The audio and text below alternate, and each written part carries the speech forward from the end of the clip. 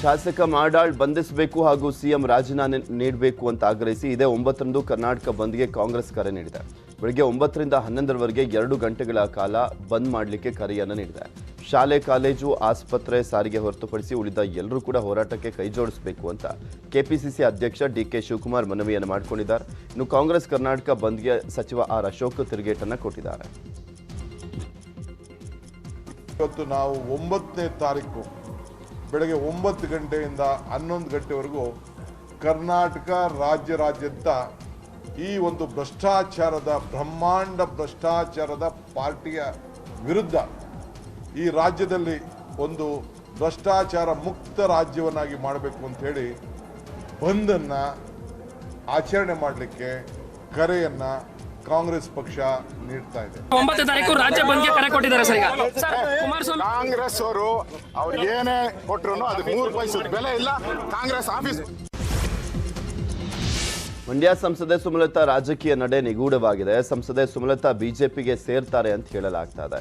ಈ ಹೊತ್ತಲ್ಲೇ ಕಾಂಗ್ರೆಸ್ ಮುಖಂಡರು ಸುಮಲತಾಗೆ ಆಹ್ವಾನವನ್ನು ನೀಡಿದ್ದಾರೆ. ಸುಮಲತಾ ಕಾಂಗ್ರೆಸ್ ಪಕ್ಷಕ್ಕೆ ಬಂದರೆ ಬೆಂಬಲಿಸಲಿಕ್ಕೆ ಸಿದ್ಧ ಅಂತ ಮಂಡ್ಯ ಕ್ಷೇತ್ರದ ಕಾಂಗ್ರೆಸ್ ಟಿಕೆಟ್ ಆಕಾಂಕ್ಷಿಯಾಗಿರುವಂತ ಶಿವಪ್ಪ ಹೇಳಿದ್ದಾರೆ. ನಮ್ಮ ಹೈಕಮಾಂಡ್ ತೀರ್ಮಾನ. ಹೈಕಮಾಂಡ್ ಅವ್ರನ್ನ ಕಾಂಗ್ರೆಸ್ ಸೇರ್ಪಡೆ ಮಾಡಿಕೊಂಡು ಅವರು ಕಾಂಗ್ರೆಸ್ಗೆ ಬಂದರೆ ನಾವೆಲ್ಲ ಬೆಂಬಲಿಸ್ತೀವಿ ಸರ್, ತೊಂದರೆ ಇಲ್ಲ ಸರ್. ಹಾಗೇನಿಲ್ಲ. ಈಗ ಅಂಬರೀಷ್ ಅಣ್ಣ ಇದ್ದಾಗಲೂ ಸದೃಢವಾಗಿ ಇತ್ತು ಕಾಂಗ್ರೆಸ್ಸು. ಈಗ ಕಾಂಗ್ರೆಸ್ ಸದೃಢವಾಗಿರೋದಕ್ಕೆ ಎಲ್ಲ ಗೆದ್ದಿರೋದು. ತುಂಬ ಸದೃಢವಾಗಿದ್ದೀವಿ ನಾವು. ಸುಮಲತಾ ಅವರು ಇಂಡಿಪೆಂಡೆಂಟ್ ಒಬ್ಬ MP. ಅವರು ಮೊದಲಿನಿಂದನೂ ಭಾರತೀಯ ಜನತಾ ಪಾರ್ಟಿ ಸಪೋರ್ಟ್ ಮಾಡಿದ್ದಾರೆ ಪಾರ್ಲಿಮೆಂಟ್ನಲ್ಲಿ. ಅಫ್ಕೋರ್ಸ್ ಮೆಜಾರಿಟಿ ಇತ್ತು, ಆದರೂ ಕೂಡ ಕ್ರೂಷಿಯಲ್ ಎಲ್ಲ ಸಂದರ್ಭದಲ್ಲಿ ಅವರು ಪಕ್ಷದ ಪರವಾಗಿ ಮತವನ್ನು ಚಲಾಯಿಸಿದ್ದಾರೆ. ಕುಂದಾನಗರಿ ಬೆಳಗಾವಿಯಲ್ಲಿ ಕಾಂಗ್ರೆಸ್ ಬಿಜೆಪಿ ನಡುವೆ ಪ್ರತಿಮೆ ಪಾಲಿಟಿಕ್ಸ್ ತಾರಕಕ್ಕೇರಿದೆ. ರಾಜಹಂಸಗಢದಲ್ಲಿ ಶಾಸಕಿ ಲಕ್ಷ್ಮೀ ಹೆಬ್ಬಾಳ್ಕರ್ ಮತ್ತೊಮ್ಮೆ ಶಿವಾಜಿ ಪ್ರತಿಮೆಯನ್ನ ಅನಾವರಣಗೊಳಿಸಿದ್ದಾರೆ. ಪ್ರಾಣ ಪ್ರತಿಷ್ಠಾಪನಾ ಪೂಜೆಯನ್ನ ಕೂಡ ಮಾಡಿದರು. ಈ ಮೂಲಕ ಲಕ್ಷ್ಮೀ ಹೆಬ್ಬಾಳ್ಕರ್ ರಮೇಶ್ ಜಾರಕಿಹೊಳಿಗೆ ತಿರುಗೇಟನ್ನು ಕೊಟ್ಟಿದ್ದಾರೆ. ಒಂದೆಡೆ ರಾಜಹಂಸಗಢ ಕೋಟೆಯಲ್ಲಿ ಡಿಕೆಶಿ ವಿವಿಧ ಸಾಂಸ್ಕೃತಿಕ ಕಾರ್ಯಕ್ರಮ ಉದ್ಘಾಟಿಸಿದರೆ ಒಂದ್ ಕಡೆ ಬೆಳಗಾವಿ ಗ್ರಾಮೀಣ ಕ್ಷೇತ್ರದಲ್ಲಿ ರಮೇಶ್ ಜಾರಕಿಹೊಳಿ ಜನಸಂವಾದ ಸಮಾವೇಶವನ್ನು ನಡೆಸಿದ್ದಾರೆ. ಕಾರ್ಯಕ್ರಮದಲ್ಲಿ ರಮೇಶ್ ಜಾರಕಿಹೊಳಿ ಆಪ್ತ, ಬಿಜೆಪಿ ಟಿಕೆಟ್ ಆಕಾಂಕ್ಷಿ ನಾಗೇಶ್ ಮನ್ನೋಳರ್ ಸೇರಿದಂತೆ ಹಲವರು ಭಾಗಿಯಾಗಿದ್ದರು. ಸಮಾವೇಶದಲ್ಲಿ ಜನರಿಗಾಗಿ 300 ಕೆಜಿ ಮಟನ್ ಬಾಡೂಟದ ವ್ಯವಸ್ಥೆಯನ್ನು ಕೂಡ ಮಾಡಲಾಗಿತ್ತು.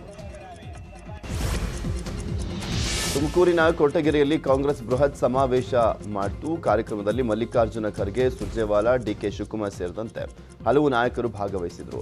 ಈ ವೇಳೆ ಮಾತನಾಡಿದಂಥ ಪರಮೇಶ್ವರ್, ಇದೊಂದು ಐತಿಹಾಸಿಕ ದಿನ. ಒಂದು ತಾಲೂಕಿಗೆ ಅಖಿಲ ಭಾರತದ ಅಧ್ಯಕ್ಷರು ಬಂದಿದ್ದಾರೆ. ಈ ಕ್ಷೇತ್ರದಲ್ಲಿ ಪ್ರಾಮಾಣಿಕವಾಗಿ ಕೆಲಸ ಮಾಡಿದ್ದೇನೆ. ನನ್ನ ಸಾಧನೆಯ ಪುಸ್ತಕವನ್ನು ಮುದ್ರಿಸಿ ಮನೆ ಮನೆಗೂ ಕೂಡ ಹಂಚಿದ್ದೇನೆ ಅಂತ ಹೇಳಿದರು. ಇದೇ ವೇಳೆ ಮಾತನಾಡಿದಂಥ ಕಾಂಗ್ರೆಸ್ ಅಧ್ಯಕ್ಷ ಖರ್ಗೆ ಹಾಗೂ ಕೆಪಿಸಿಸಿ ಅಧ್ಯಕ್ಷ ಡಿಕೆ ಶಿವಕುಮಾರ್ ರಾಜ್ಯ ಮತ್ತು ಕೇಂದ್ರ ಸರ್ಕಾರದ ವಿರುದ್ಧ ವಾಗ್ದಾಳಿಯನ್ನು ಮಾಡಿದರು. ತುಮಕೂರಿನಲ್ಲಿ ಸ್ಮಾರ್ಟ್ ಸಿಟಿ ಅನುದಾನದಿಂದ ನಿರ್ಮಾಣವಾಗಿರುವಂತಹ ವಿವಿಧ ಕಾಮಗಾರಿಗಳಿಗೆ ಸಿಎಂ ಬೊಮ್ಮಾಯಿ ಚಾಲನೆಯನ್ನು ಕೊಟ್ಟರು. ಈ ವೇಳೆ ಮಾತನಾಡಿದಂಥ ಬೊಮ್ಮಾಯಿ ಕಾಂಗ್ರೆಸ್ ವಿರುದ್ಧ ಕಿಡಿಕಾರಿದರು. ಕಾಂಗ್ರೆಸ್ 65 ವರ್ಷ ಸತ್ಯವನ್ನ ಸುಳ್ಳು ಮಾಡಿ, ಸುಳ್ಳನ್ನ ಸತ್ಯ ಮಾಡಿ ರಾಜಕಾರಣ ಮಾಡಿಕೊಂಡು ಬಂದಿದೆ ಅಂತ ಕಿಡಿಕಾರಿದರು.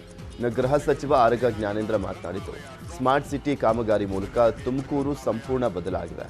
ರಾಜ್ಯದಲ್ಲಿ ಡಬಲ್ ಇಂಜಿನ್ ಸರ್ಕಾರ ಸಾಕಷ್ಟು ಅಭಿವೃದ್ಧಿ ಕಾರ್ಯಗಳನ್ನು ಮಾಡ್ತಾ ಇದೆ ಅಂತ ಹೇಳಿದರು.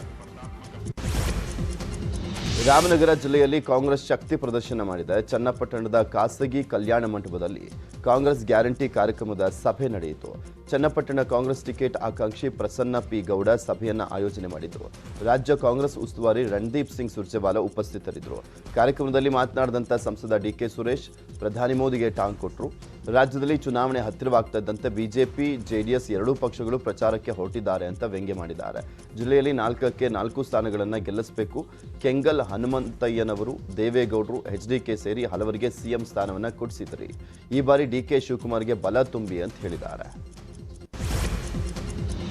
ಡಿಕೆ ಬ್ರದರ್ಸ್ ಭದ್ರಕೋಟೆ ಕನಕಪುರದಲ್ಲಿ ಬಿಜೆಪಿ ವಿಜಯ ಸಂಕಲ್ಪ ಯಾತ್ರೆ ಭರ್ಜರಿಯಾಗಿ ನಡೆದಿದೆ.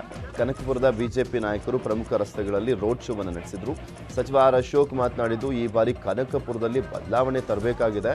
ಕಳೆದ ಬಾರಿ ಬಿಜೆಪಿ 104 ಸ್ಥಾನವನ್ನು ಗೆಲ್ತು. ಕೇವಲ 14 ಸ್ಥಾನ ಮಾತ್ರ ಕೊರತೆ ಇತ್ತು. ಕಾಂಗ್ರೆಸ್ ಬರೀ 70 ಸ್ಥಾನ ಗೆದ್ದು ಮೈತ್ರಿ ಮಾಡಿಕೊಳ್ತು. ಆದರೆ ಸರ್ಕಾರ ಎಷ್ಟು ದಿನ ಇತ್ತು ಅಂತ JDS ಕಾಂಗ್ರೆಸ್ ವಿರುದ್ಧ ಆರ್ ಅಶೋಕ್ ವಾಗ್ದಾಳಿಯನ್ನು ಮಾಡಿದರು. ಬಳಿಕ ಸಚಿವ ನಾರಾಯಣಸ್ವಾಮಿ ಮಾತನಾಡಿ, ಬಿಜೆಪಿ ಸರ್ಕಾರ ಅಭಿವೃದ್ಧಿ ಪರವಾದಂಥ ಸರ್ಕಾರ. ದೇಶದ ಮತದಾರರು ಸ್ವತಂತ್ರವಾಗಿ ಮತ ಹಾಕಬೇಕು ಅಂತ ಹೇಳಿದರು. ಬೆಂಗಳೂರು ಹೊರವಲಯದ ಆನೇಕಲ್ನಲ್ಲಿ ವಿಜಯ ಸಂಕಲ್ಪ ಯಾತ್ರೆ ನಡೆದಿದೆ. ಯಾತ್ರೆ ವೇಳೆ ಬಿಜೆಪಿ ನಾಯಕರು ಭರ್ಜರಿ ಸ್ಟೆಪ್ಸ್ ಅನ್ನು ಹಾಕಿದ್ದಾರೆ. ಬಿಜೆಪಿ ಪಕ್ಷದ ಹಾಡೊಂದಕ್ಕೆ ಕಾರ್ಯಕರ್ತರ ಜೊತೆ ರಾಜ್ಯ ಬಿಜೆಪಿ ಉಸ್ತುವಾರಿ ಅರುಣ್ ಸಿಂಗ್, ಸಚಿವ ಆರ್ ಅಶೋಕ್ ಡ್ಯಾನ್ಸ್ ಅನ್ನು ಮಾಡಿದ್ದಾರೆ. ಬಿಜೆಪಿ ನಾಯಕರ ಡ್ಯಾನ್ಸ್ ವಿಡಿಯೋ ಸಾಮಾಜಿಕ ಜಾಲತಾಣದಲ್ಲಿ ವೈರಲ್ ಆಗ್ತಾ ಇದೆ. ಚಿಕ್ಕೋಡಿ ಉಪ ವಿಭಾಗದಲ್ಲಿ ಗಿಫ್ಟ್ ಪಾಲಿಟಿಕ್ಸ್ ಮುಂದುವರೆದಿದೆ. ಕಾಂಗ್ರೆಸ್ ಟಿಕೆಟ್ ಆಕಾಂಕ್ಷಿಯಾಗಿರುವಂಥ ಶಂಭು ಕಲ್ಲೋಳಿಕರ ಮತದಾರರಿಗೆ ಸೀರೆಗಳನ್ನು ಹಂಚಿದ್ದಾರೆ. ಸೀರೆ ಹಂಚಿಕೆ ಮಾಡ್ತಾ ಇರುವುದನ್ನು ತಿಳಿದಂಥ ಮಹಿಳೆಯರು ಭಾರೀ ಸಂಖ್ಯೆಯಲ್ಲಿ ಜಮಾವಣೆಗೊಂಡಿದ್ದರು. ನಿರೀಕ್ಷೆಗೂ ಮೀರಿ ಮಹಿಳೆಯರು ಬಂದಿದ್ದಂಥ ಹಿನ್ನೆಲೆಯಲ್ಲಿ ಅವರನ್ನು ನಿಯಂತ್ರಿಸಲಿಕ್ಕೆ ಹರಸಾಹಸ ಪಡಲಾಯಿತು. ಇದರಿಂದ ಸೀರೆ ಹಂಚಿಕೆ ಸ್ಥಗಿತಗೊಳಿಸಲಾಯಿತು. ಮಹಿಳೆಯರು ಸಿಟ್ಟಾಗಿ ಮನೆಗೆ ತೆರಳಿದರು. ವಿಜಯಪುರದಲ್ಲಿ ಬಿಜೆಪಿ ರೈತ ಮೋರ್ಚಾ ಬೃಹತ್ ಕಾರ್ಯಕ್ರಮ ನಡೆಯಿತು. ಬಸವನ ಬಾಗೇವಾಡಿ ತಾಲೂಕಿನ ಗೋಳಸಂಗಿ ಗ್ರಾಮದ ಸರ್ಕಾರಿ ಮಾದರಿ ಶಾಲೆ ಆವರಣದಲ್ಲಿ ಕಾರ್ಯಕ್ರಮ ನಡೆಸಲಾಯಿತು.